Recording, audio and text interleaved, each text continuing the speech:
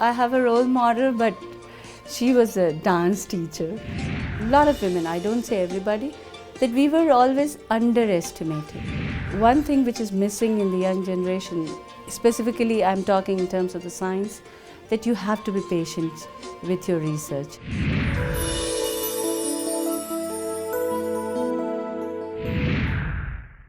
Welcome to Scientifically Yours. I'm Gohar Raza and you are watching Scientifically Yours. It's a program dedicated to women scientists who have excelled, who are first-rate scientists of the country. Their contribution to the broad area of science and then specific areas have been covered in these programs. Today we have Professor Vibha Tandon with us. Professor from Jawaharlal Nehru University, you have excelled in chemistry, but you have also dwelled with other disciplines of science. How did that interface get created? You can say that it was actually my quest for looking into the ultimate answer of science, because I always thought that if I create a small molecule, if I do synthesis of a molecule, and more or less we create a molecule for the humankind, for developing it into the new drug entity, for making new chemical entity which can be used for against the human diseases. So I always thought that if I make a molecule and just keep it in a test tube, that doesn't work for me. So I thought, why not I should myself look into its application part also. So I always believed in the translational research, and that quest and that made me to look into the biology or other part or enzymology or kinetics. So I always tried to look into that area, and Nature in any case has not divided itself into compartments. Physics, chemistry, zoology, botany. This is our creation. And your research probably is a good example of synthesis of various areas that are so highly compartmentalized today. Scientists from one area do not even interact with scientists in the other area, and they speak different language. So how did you learn these languages of various areas? Yeah, so here I'll come that basically I was trained in both the area while I was doing PhD, and it was always my PhD supervisor, Professor Krishna Mishra, was always into that.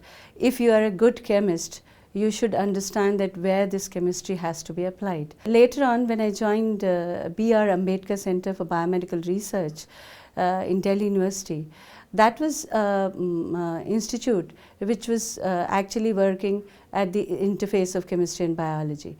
And the mandate of ACBR was to work to teach chemistry, biology, toxicology, pharmacology, immunology. So I landed where I want to land. So you can say it was just like a boon to me, whatever I was thinking, whatever it was in my thought process. It was very easy now for me in 1998 to let it come true and let it do what I really wanted to do. When did you decide that you are going to do chemistry? It was... You come from a family which was family of intellectuals and educationists. Your father was botanist, your mother was educationist. When did you decide, or someone else decided for you? Maybe your father, maybe your mother decided it for you. No, it that was you'll not do science.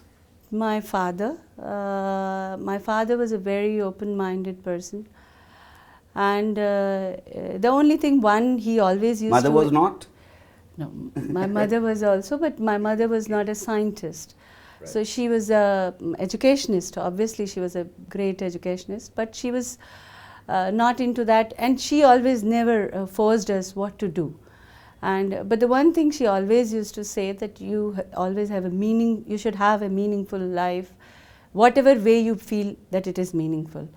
But my father was a botanist, and botany was one area in which I was interested. But one thing which he tried to tell me, see, whatever you will do in botany, people will say that it has come from me. So do something which is more independent to you. And chemistry is one thing, chemistry was one thing which always gave me, and I got a very good teacher, Professor K.B. Singh. And actually he was a wonderful teacher In school? undergrad. Okay. So I decided it in undergrad level, not in master's level. So at undergrad You level. didn't decide it at your school level? No, I decided in school level to go into medicine. That was the issue. Okay. Was there a role model in school? At home, yes, father was. It's a very broad hint that you have given that your father was your role model. But at school, was there some role model? At school, I have a role model, but she was a dance teacher, Ajanta Chatterjee, never a scientist. You didn't go for dance then? I wanted to go dance, and I did Prabhakar in Kathak. Which was your first love, science or dance? Science was my Science. first love, obviously. And you gave up dance for science. Yeah, that was there, yeah. So you decided that you will be doing science, and then you decided, because your father was a botanist, that you will be doing chemistry, maybe, after giving up the idea of becoming a doctor.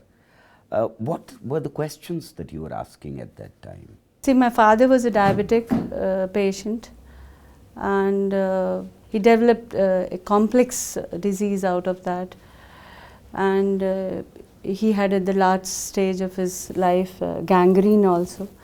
And and my mother also died out of cancer. So it was always a question in my mind that we say that science is so much developed, but why are not we able to really cure people or give them a better life? So the question was that can we really have such molecules which can be selective for the diseases? See, there is a constant problem from if you go from 1960 onwards, that we have molecules, small molecules which we call drug later on. But those molecules are not selective for a particular disease. In a layman's process, you can say that we say that it is anti-diabetic, but it has some other side effects also. It may cause some kind of a cardiovascular disease or some other disease. We'll come back to molecules. It's very interesting that out of personal problems, you try to solve problem for humanity. I have to take a break at this stage. Don't go anywhere. You're watching Scientifically Yours. We'll come back soon.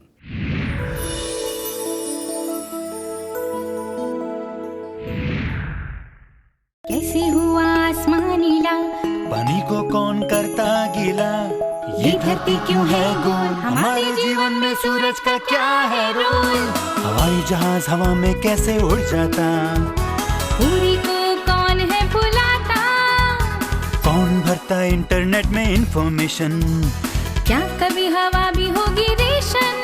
सोचोगे नहीं तो पता कैसे चलेगा? विज्ञान प्रसार, ताकि हर निर्णय ज्ञान आधारित हो। विज्ञान प्रसार, 850 Institutional Area, Sector 62, Noida. Email info@vigyanprasar.gov.in. Website www.vigyanprasar.gov.in.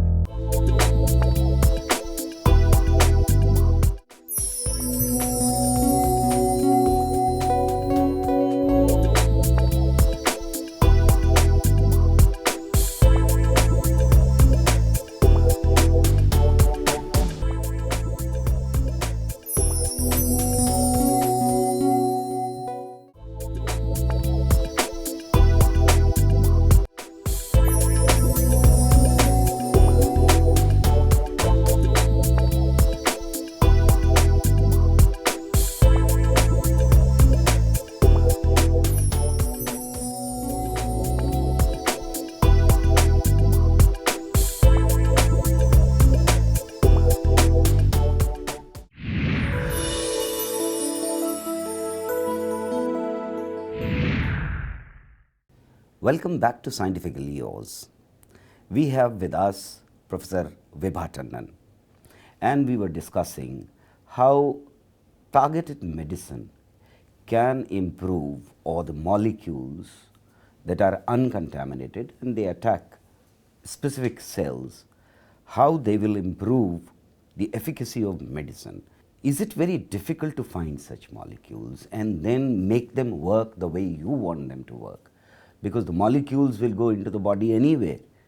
Why should they hit and target the cells that you want to hit and target? Yeah, it's like always if you want to have a targeted therapy or you want a small molecule to target a particular biological target and against a biological disease, and whatever protein or gene is being affected by that by that disease.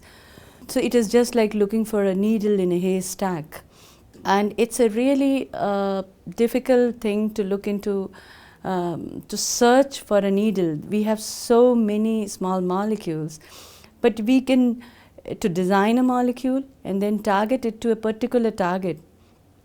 It's really a difficult job, and what we do generally as a medicinal chemist, as an organic chemist, you develop methodology to make new molecule with say which is cost effective, which is more say easy to develop in the industry.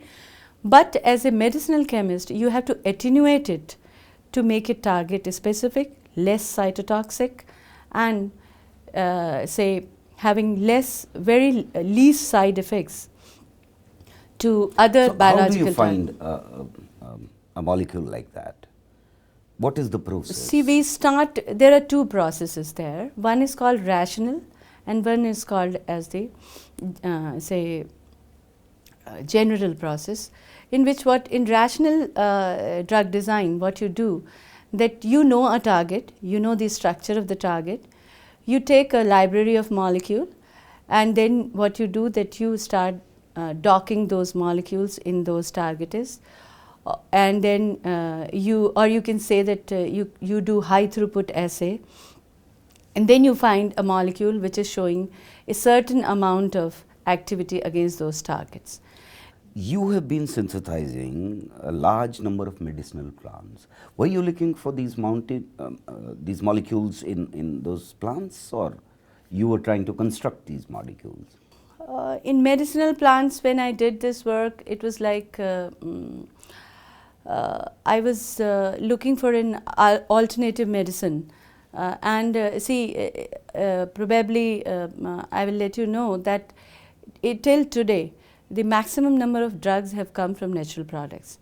And there is one very good thing in natural products, that whatever is the chiral molecules you say, or you can say a specific molecule, if there is a chirality, then out of them only one molecule, one chiral center is going to give you the activity, one chiral, and another one it doesn't give you that kind of activity. So in natural products, it is always, I was trying to look into the activity of those molecules, and what I was trying to see that if I can get any. It was not only active ingredients, because earlier chemistry and biochemistry, you extracted active ingredient from the natural products, which were supposed to be medicinal products. Now here you were looking for molecule within the active ingredient. Do I single understand molecule. clearly? Yeah. Single molecule. Single molecule, and then if I can synthesize, because that particular molecule in the particular plant will be in a very low level. So if you really want to see the activity of that molecule, and if you want to bring it to the say a drug level, or you want to bring it to the typical say shelf for the benefit of the humankind, then you should be able to synthesize it into kilogram quantity. So my major aim was there, that I get an active molecule from there, right, and then synthesize it, facilitate its synthesis in my own laboratory, and then bring it to the market as a molecule. But before that, one has to go in for trials, etc., etc. It's a lengthy process. You can't start producing drugs. We never call it drug. We just keep on calling. See, what we do, that we take the we take the plant extracts. We didn't. After that, we reach up to the maximum purified extract, and if it is possible, single molecule, and then we check it on small animals. And after a small animal testing, you can go to the synthesis. It's not required that you go up to the human or the primate level only after the clinical trial. After that, see, when your single molecule shows you activity, then you can go ahead, you can do it yourself, or you can hand over it to industry or to the bigger science and technology organizations, and they can further get it done from some other sources or something. Did this exposure at one level, the real exposure of society, at another level, reading books, did it shape your personality and help you do science? Yeah, see, travel is one thing which always gives you a better know-how about the things, and I traveled abroad also a lot. And while I was shaping my career, yeah, I traveled at other places. It always gives you a feel of different society. It always gives you tells you that what is the need of different society, different places, small places, a metro and all those things. Yeah, it helps. And obviously, see, without reading books, you cannot, I at least believe in that you have to read, you have to study hard. To develop an understanding that what you really want to do. Even if you want to set a goal of your life, you have to read. That is there. And this experience of moving around and going out and meeting new people, did it give you confidence to immediately go in for fellowship when it was offered, Fulbright? Fulbright I got very recently, and yeah, obviously I applied because of that only. And Fulbright has one very good thing about it, which you probably, in what light you are trying to talk, that Fulbright talks about the cultural exchange also. We'll continue the discussion. I have to take a break. Don't go anywhere. We'll come back soon.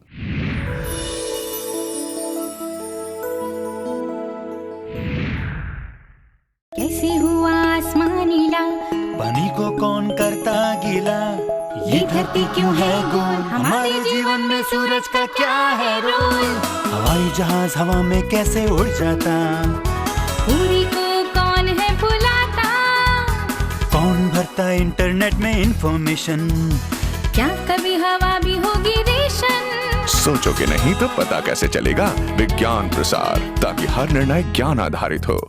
विज्ञान प्रसार A50 Institutional Area Sector 62 Noida. Email info@vigyanprasar.gov.in. Website www.vigyanprasar.gov.in.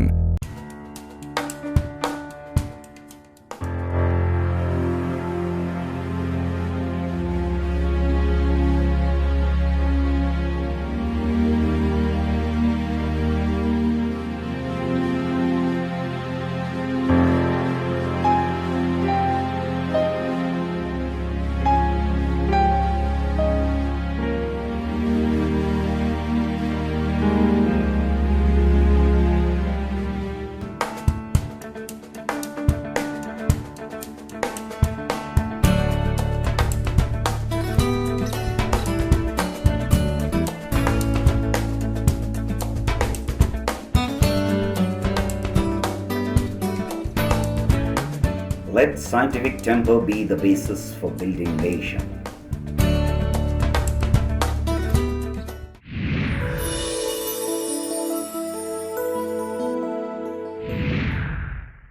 Welcome back to Scientifically Yours. We are talking to Professor Vibha Tandon, a professor from JNU, Jawaharlal Nehru University. How has university treated you? Most of my career was spent, or you can say built up of my career was done in Delhi University, and I spent my, Delhi University is a good place, it's a premier institution, they gave us all facility, and then we also tried ourselves to develop that institute, and because Ambedkar Center was actually started in 1998. That was the first batch of MSc PhD combined degree course which was started. So we grew with the that particular institute, and yes, there was as I told you in that was a great place because you have all area of scientists, all area of experts there, and for a very small thing you have to just walk into the next room and you get an immunologist and you can treat it. So you can discuss your work with them, and if there is any teething problem, you have an answer. So that way it was a great place, and Delhi University has a good atmosphere, and I learned a lot of teaching there. And you know, if you interact You with enjoy research more or teaching? both, I think, and I Whatever always research you have to do, you need to communicate it.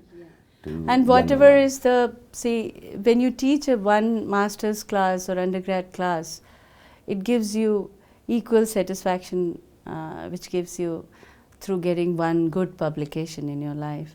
So I always believe that even if one student out of my class of 100 goes and does something good, it serves my purpose.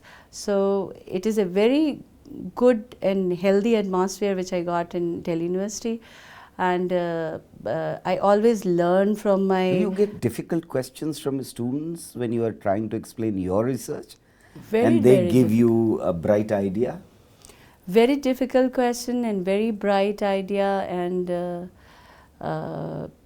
sometimes you learn from there. As a woman scientist, you were always interested in science. You wanted to do good research. But then suddenly you got married when you were a PhD student. How difficult was it to continue? It was extremely difficult because not only I got married, I got a child in my second year of PhD program, and I was too young. I was just 22 years old lady, and it was really a difficult thing, but I could survive because of 3 reasons. One, I was married to a man who supported me blindly always, and who was Deeply in love with you. yeah, so In he short. really, and he was also very young and not very well settled. He was still struggling with his life, but still we grew together, and he took care of my daughter. And secondly, my supervisor, and who was always like, she was very tough, and she always used to say that, just I went on my maternity, and then she said that you have to come back in 2.5 months, and if you will not come back, I will cancel your registration. So it was all because of her, and because of my husband and family. Obviously my parents and my in-laws, everybody supported, but yes, my husband was a That support system was very crucial. very crucial. Do you think that you would have discontinued if this support system was not there? Or you were determined? No, I was determined. That way it was there. But yes, So it was ultimately the determination. Determination was your also- personal determination to do good science that was there. responsible always for there. this. Yeah. And there were problems, always there were problems. And Any but other problem that is specific to women? there are a lot of problems for women in science as such. That is the recognition problem. I don't know how much people agree with me or not. See, every time women, lot of women, I don't say everybody, but lot of women, and personally sometimes it happened with me also, several times I could say, that we were always underestimated. And see, every time a woman has to prove that they can do good science, a woman has to prove that they can do Much more than much men. more than what man do. This problem has, you can say that it has really came down, but it has not, it is still Resolved. with society. Every year you have been publishing about 5 papers, which is a lot. In fact, how do you manage it? For how is- long do you work?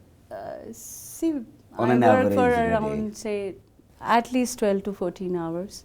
Every day. And a weekday. I work on Saturdays also. It's like almost 2-3 years that I stopped working on Sundays. Earlier I used to come. I would like to continue this discussion, but what message would you like to give before signing off? I would only like to say the message to youngsters or the people who are specifically interested in science, students, that see science is something which requires a lot of patience. It is, there is nothing which gives you a result immediately, so it may take years together to get what you really want. So patience and hard work and say voracious reading 3 things can make you a wonderful scientist. And one thing which is missing in the young generation, specifically I'm talking in terms of the science, that you have to be patient with your research. The Then younger only you will- generation is impatient. So you have to be patient, you have to read and read a lot in order to do good science. It was wonderful talking to you. It was great. Thank you very much for sparing time. You were watching Scientifically Yours. We'll come back next week with another outstanding woman scientist. Keep watching Scientifically Yours week after week.